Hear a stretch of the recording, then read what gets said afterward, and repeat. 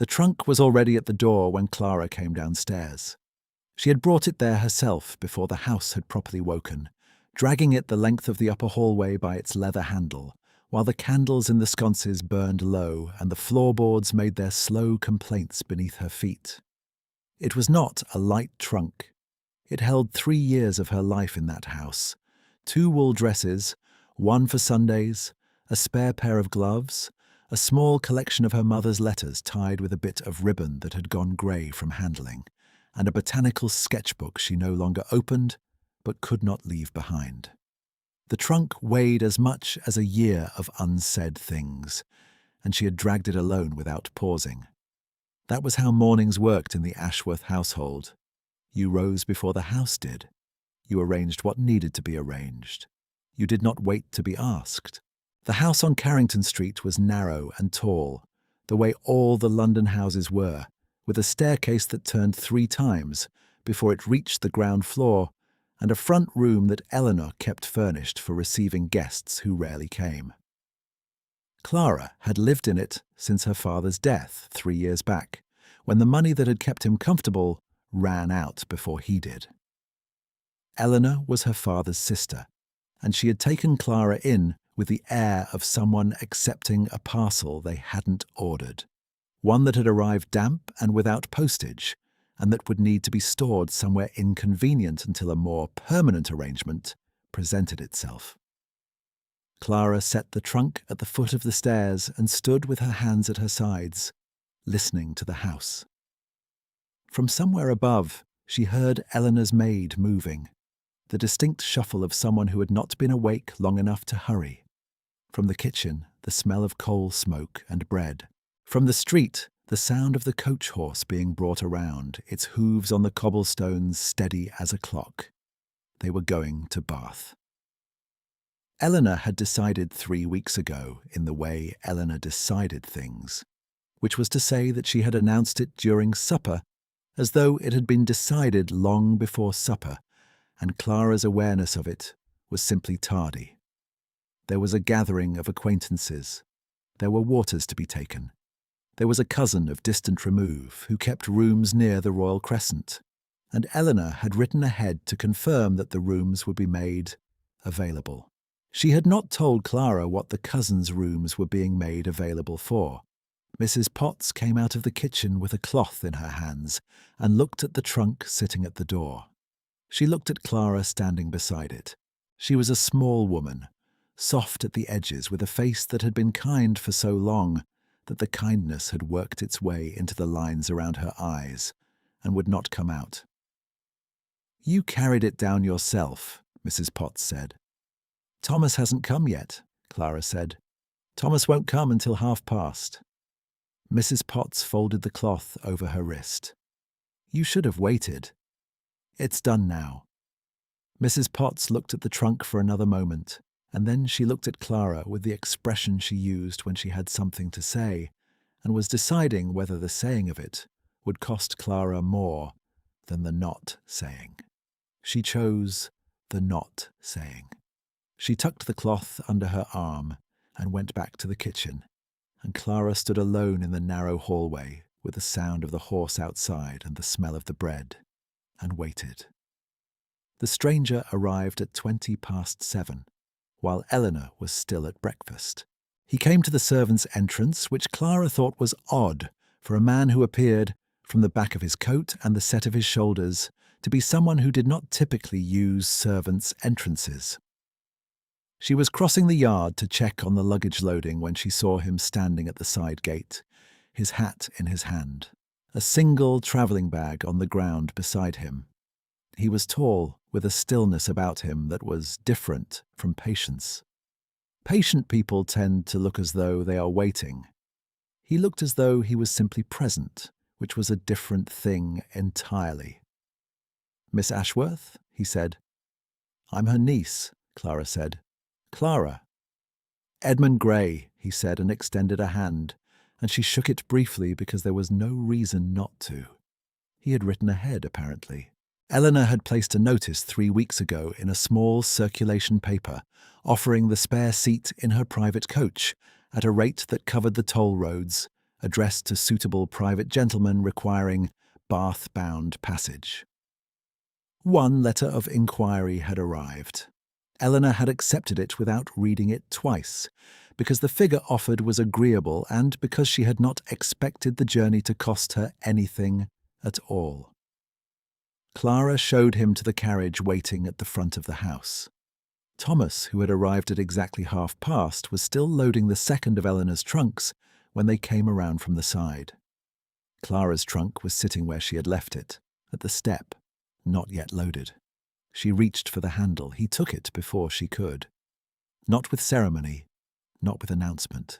He simply stepped forward and lifted it by the handle, the same way he had set down his own travelling bag, with the clean, unhesitating motion of someone performing an ordinary task that needed doing. He carried it to the boot, lifted it in, and straightened without looking at her for approval. Clara watched him for a moment. She said, "Thank you." He said, "Of course," and went to see to his own bag. She stood at the carriage step, her hands empty now where the handle had been, and she thought that he had the hands of someone who had carried heavier things than travelling trunks, though she could not have said why she thought so. Eleanor came out of the house at 7:45, wearing her travelling coat with the fur collar that she reserved for days she expected to see people worth seeing. She assessed the situation at the carriage with a practised eye. Thomas at the horse's head, Mrs. Z, Potts at the door holding a small hat box, and the stranger standing at a courteous distance near the carriage wheel with his hat on now, and his hands clasped behind his back. "Mr. Gray," she said, not warmly, but with the particular precision of a woman who had just confirmed that the arrangement was not above her. "Mrs. Ashworth," he said. She looked at him for a moment with the expression she used for tradesmen and minor clergy, which was to say not unkindly, but not with the warmth she reserved for people of consequence. He accepted the look without visible reaction. She turned to Clara. "You will sit forward-facing," Eleanor said. "Mr. Gray may have the rearward seat." The rearward seat was the better seat, the seat that faced the direction of travel, the seat that did not make the stomach turn on long roads. It was also, in Eleanor's hierarchy of carriage arrangements, the seat you offered to a guest, and not to a relation. The forward-facing seat, jolting into the turns, was the seat you assigned to someone who was somewhere between a servant and a charge, which was, Clara understood, approximately where she lived. "Of course," Clara said. She climbed in and took the forward-facing seat and tucked her hands in her lap. Edmund Gray followed, settled into the rearward seat across from her with his travelling bag between his feet, and said nothing. Eleanor sat beside him, which left Clara alone on the forward bench with the small window and the view of the road behind them.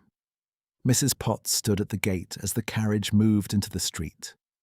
Clara watched her through the glass, the small figure growing smaller, the cloth still folded over one wrist, and she held the image of it for as long as she could before the street turned and it was gone. The first day of travel was all flatlands and drizzle, the sky the particular shade of grey that English autumn does so fluently, lying low over the fields with a kind of settled intention. Eleanor slept from the first hour, which she accomplished by tilting her head precisely against the window cushion and producing a silence of such completeness that it was impossible to tell if she was actually sleeping or simply performing the unavailability of sleep. Clara watched the road unspool behind them through the window beside her knee.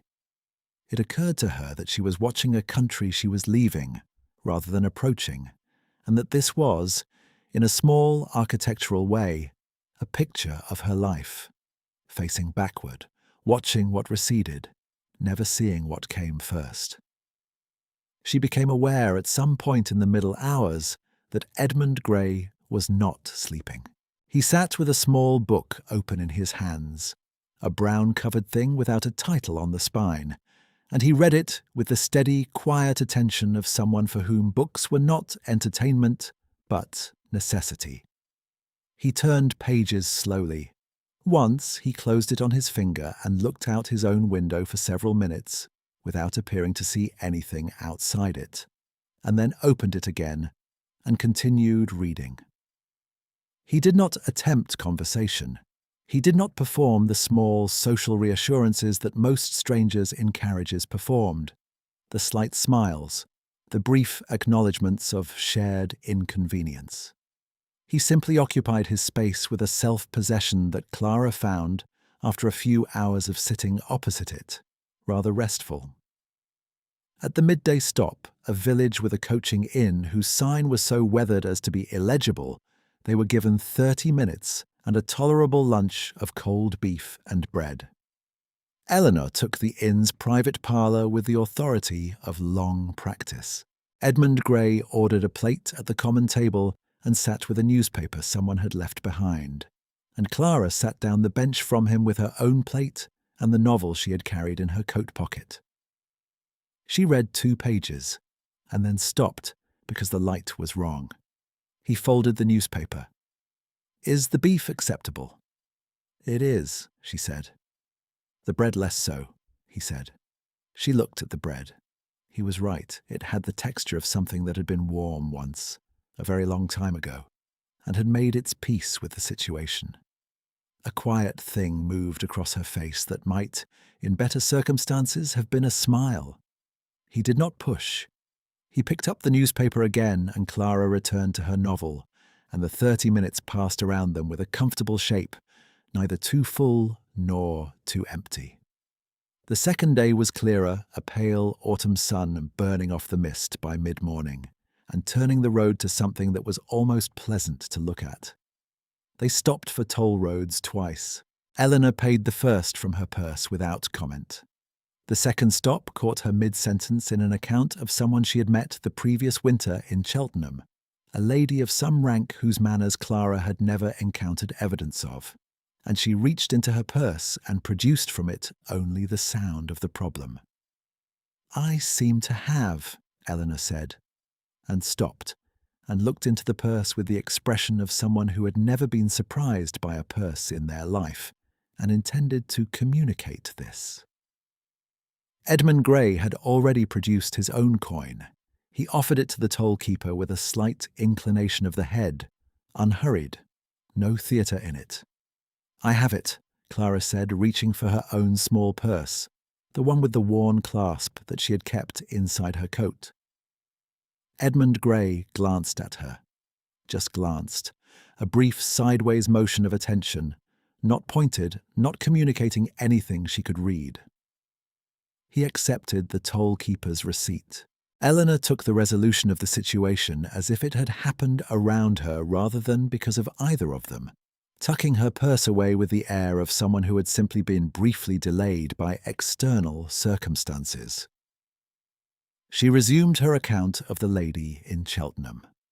That evening, at the roadside inn where they stopped for the night, Clara sat in the small parlour adjoining the main room and wrote letters she would not send yet, because there was no one she needed to send them to, but writing them was something to do with the hour. Edmund Gray came through the parlour on his way to the stairs and paused at the door. "Do you need the lamp?" he asked. She was using the only one. "Please take the other candle from the sideboard," she said. He did. He stood for a moment at the sideboard with the candle in his hand, and in the light of it she noticed what she had been noticing in pieces for 2 days. The way he held himself, which was not the posture of a private gentleman of middling income. There was something in the set of his shoulders, the angle at which he stood in the room, as if rooms were places he was accustomed to having stand at attention around him, rather than places he entered on anyone's terms, but his own. She did not say this. She went back to her letter. He said, "Good night, Miss Ashworth," and left her with the lamp. She sat for a while after that, without writing. The candle he had taken was on the sideboard where he had set it down, and the light in the room was exactly what it had been before. She looked at the empty place on the sideboard where the candle had been, and then looked back at her letter and found that she had nothing more to say. The third morning came with thin frost on the coach windows, each pane webbed with it at the corners, and the world outside looked precise and cold and very clear. Clara was the first one down again. She sat in the inn's front room with a cup of tea that was too hot to drink and listened to the sounds of the building waking around her, the knock of someone's boots on stone upstairs, the muffled negotiation from the kitchen regarding horses. And she looked at her hands around the cup and thought about what she had heard the night before, last. She had not meant to hear it. She had gone to find Mrs. Potts, which was habit, which was the thing she did when the weight of the house settled on her, and she needed to be in the company of someone who knew her. The housekeeper had been given the small room adjacent to Eleanor's, and Clara had been in the hallway, her hand raised to knock, when she heard Eleanor's voice through the door, distinct and unhurried and certain. "The cousin in Bath will take her for the season," Eleanor was saying. "She's plain enough and sensible enough that it won't be a burden, and a season out of the house will give me time to settle the other question." Mrs. Potts said something Clara could not hear. "She's 26, Eleanor said. "No prospects have presented themselves in 3 years, and none will. I'm not obliged to maintain that situation indefinitely." The thing that Clara had thought for 3 years, without thinking it plainly, without letting it arrive as words, arrived then as words. She stood in the hallway with her hand still raised toward the door and listened to Eleanor discuss the disposal of her life with the same tone she used for the arrangement of furniture, the tone of someone who had weighed a practical problem and arrived at a practical solution, and who expected the problem to receive the solution with appropriate gratitude. She lowered her hand. She went back to her room and sat on the edge of the bed in the dark and looked at the trunk against the wall, the trunk she had dragged down the stairs the morning they left, and she understood that she was not being taken to Bath for the season. She was being delivered to Bath. There was a difference, and she had been too willing to accept the story that there was not. Now she sat at the inn's front table with the frost on the windows and the tea cooling in her hands, and thought about 4 shillings. She had 41 shillings in the purse with the worn clasp. She had put them aside over 3 years from the small allowance Eleanor provided for household pin money, shilling by shilling, week by week, with the dim private understanding that 41 shillings was not independence, but was the beginning of a picture of it. 4 shillings was not nothing. It was a night's lodging at an inn of this quality, or a month's supply of the particular writing paper she used for her unsent letters. Edmund Gray came downstairs at 7:30, carrying his travelling bag.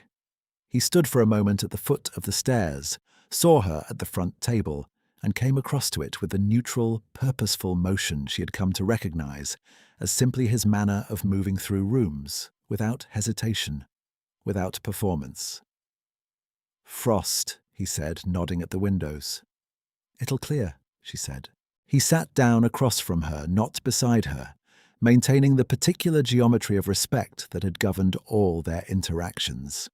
Close enough to speak, distant enough to make no claim. A girl came out of the kitchen and he ordered coffee with the plain economy of a man who knew what he wanted and did not ornament the asking of it. They sat in a companionable quiet that Clara had stopped trying to interpret. "You look," he said after a time, "as though you have been awake since before the frost." "I have a habit of early rising," she said. He accepted this. He did not press it.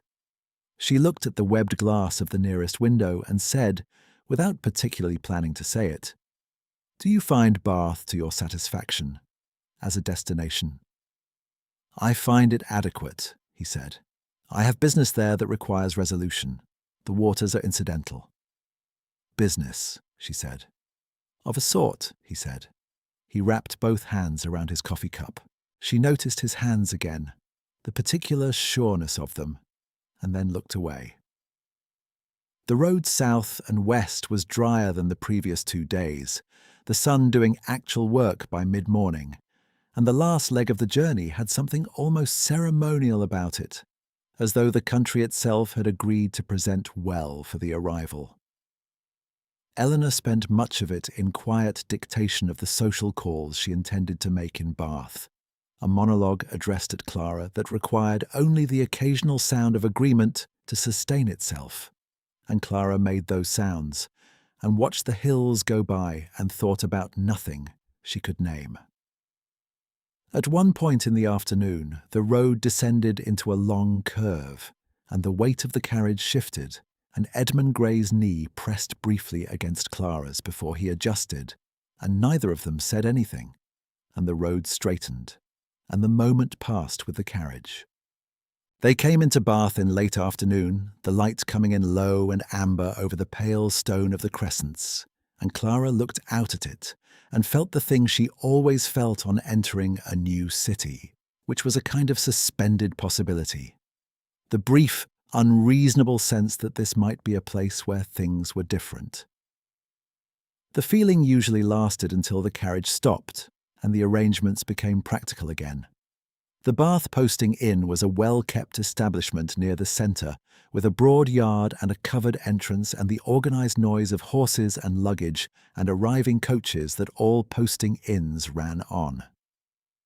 Their driver brought the carriage through the arch into the yard, and a boy ran out to hold the horses, and Eleanor was already giving directions to the footman who appeared at the carriage door before Clara had quite gathered herself.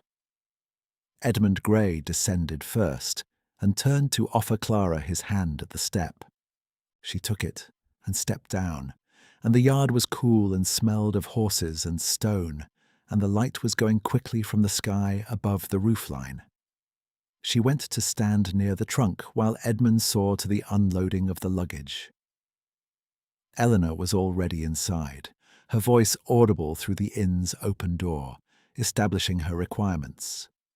Mrs. Potts, who had travelled inside a separate arrangement but had arrived ahead of them, came out through the door now and found Clara at the trunk and stood beside her without speaking for a moment.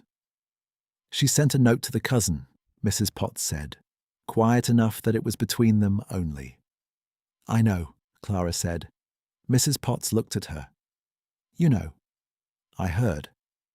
Mrs. Potts was silent for a moment, her mouth at a particular angle. "What will you do?" Clara looked at the yard, at the horses being led away, at the last of the luggage coming down from the boot, and she thought about 41 shillings, minus 4, and she thought about the botanical sketchbook inside the trunk, and she thought about the way a room looks when you are in it on your own terms, rather than because someone has decided to keep you there. "I'll manage," she said. There was a table set up near the inn's main door, where road tolls for the last stretch into the city were collected. A man with a ledger and a box, conducting the business with the bored efficiency of someone who had collected the same amounts from the same sorts of travellers for many years. The toll for a private carriage on the last road section was 4 shillings.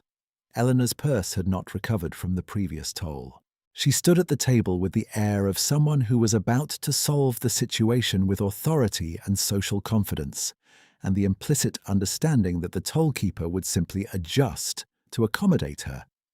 But the toll-keeper had not spent his years at this table learning to adjust, and his face said as much. Clara came forward. She set 4 shillings on the table before Eleanor had worked out what sound to make. The coins came from the worn clasp purse, and they made the particular, clean, small sound of money that has been saved rather than spent. And the toll-keeper took them and made his mark in the ledger and handed the receipt to Clara, because she was the one who had paid. Eleanor said, "I will reimburse you immediately," which was the thing people said when they would not. "It's no matter," Clara said, and pocketed the receipt because it was hers, and turned back toward the inn. Edmund Gray was standing at the entrance, one hand resting on the door frame, his travelling bag at his feet, and he was watching her with an expression she had not seen on his face before. Not warmth exactly, though it was not without warmth. It was the expression of someone who has been looking for a particular thing for a long time, and has just confirmed that it is where they thought it might be. She did not know what to make of it. She went inside. The inn's main hall was the usual busy warmth of a posting inn at the end of the day, travellers arriving and departing, bags going in both directions, the smell of coal and bread and damp wool. Eleanor had already progressed toward the inner parlour, trailing her requirements behind her. Clara stood in the hall with the receipt in her pocket and her trunk being carried in behind her, and she let herself be still for a moment inside all the motion. Then the door opened behind her, and she heard a different kind of motion. He came through the door quickly, a young man in riding clothes with the specific urgency of a courier, dust still on his jacket, a leather satchel held close to his chest. He moved through the hall with the directional certainty of someone who had been given a name and an address and had been riding to reach them for most of the day. He looked around the hall.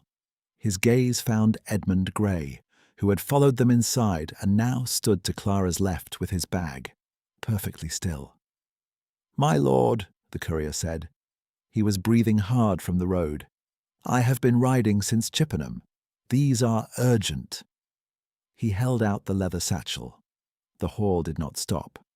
The travellers kept moving. The bags kept going. The fire in the grate continued its business. The noise of the place absorbed the moment without noticing it. But around that small radius, around the courier and his satchel and the man he had addressed with 2 words, the air changed in the way air changes when something that has been held in tension for a long time is released. Edmund Gray took the satchel. He did not look at anyone in the hall when he took it. He looked at the courier. "You made good time," he said. "Sir," the courier said, and then, correcting himself, "My lord." The satchel bore a seal on its outer strap, a wax impression, broken now where the courier had confirmed the addressee but still legible. And the courier, who was young and had been riding since Chippenham and had delivered his package and was no longer required to maintain discretion about a destination he had shouted across stable yards all the way from London, said the full name without ceremony, because that was what was on his orders, and because no one had told him not to. "Lord Edmund Hargreave," he said, "Earl of Thornfield, the documents from your solicitors." Eleanor heard it. She was at the entrance to the inner parlour, and she heard it, and Clara, watching her from across the hall, saw the particular sequence of expressions move across her face. The first was confusion, which was brief. The second was recalibration, which was slower and visibly mechanical, the face of someone reorganizing a room in their mind under time pressure. The third was a kind of reaching, an attempt to regain the footing that had just gone out from under her, and it did not quite succeed. She came back across the hall. She moved with the momentum of someone who has decided the situation is salvageable, which was the quality in Eleanor that Clara had always recognized as both her aunt's greatest asset and her most reliable limitation. "Lord Hargreave," Eleanor said, arriving at a social register 2 levels above the one she had used for 3 days. "I was not aware.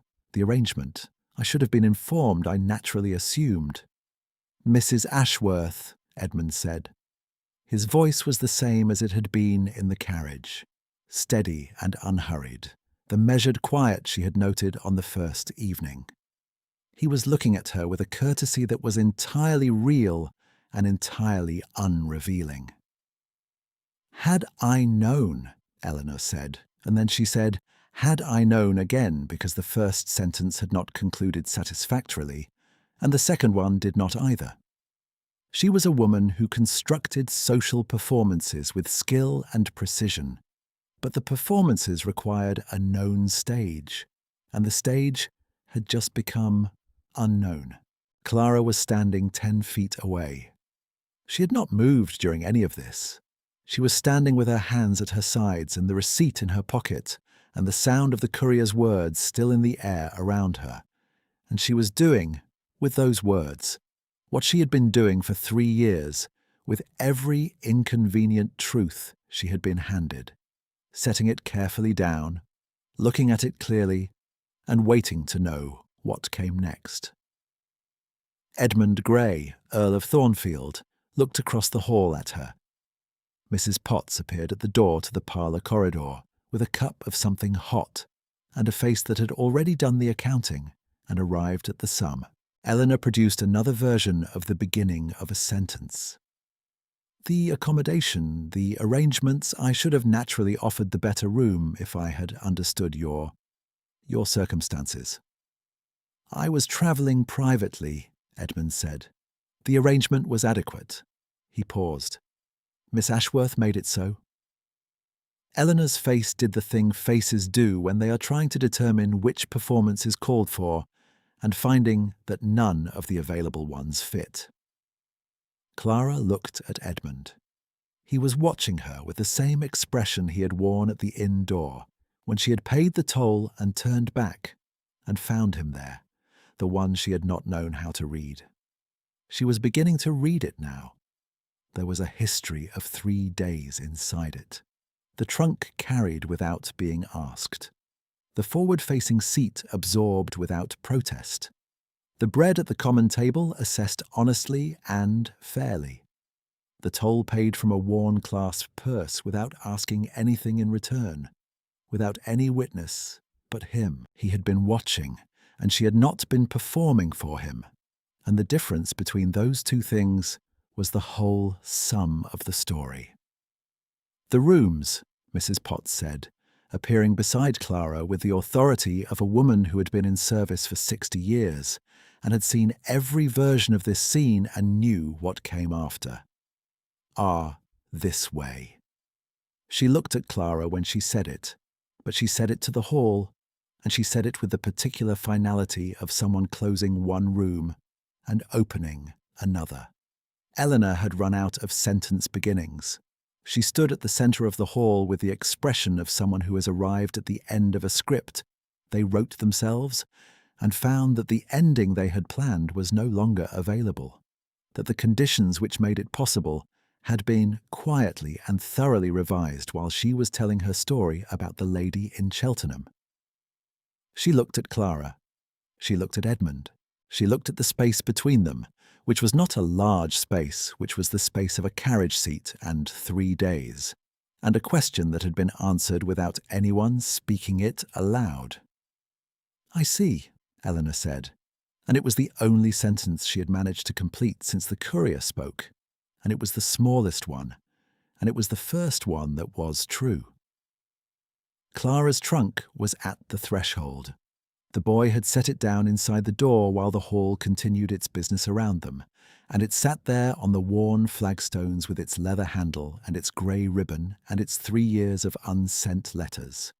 And it was the trunk she had dragged down the stairs in the dark on a London morning, while the horse waited in the street, and Mrs. Potts stood in the kitchen with a cloth over her wrist, and the candles burned low. Edmund came to stand beside her. He did not take her arm or make any declaration. He simply stood beside her, the way he had stood at every distance that was just close enough to be intentional without pressing it, and she felt his hand settle at the small of her back, a brief and certain warmth through the travelling wool of her coat, a hand that had carried her trunk without being asked and now rested without asking permission at the place where she lived. She did not step away.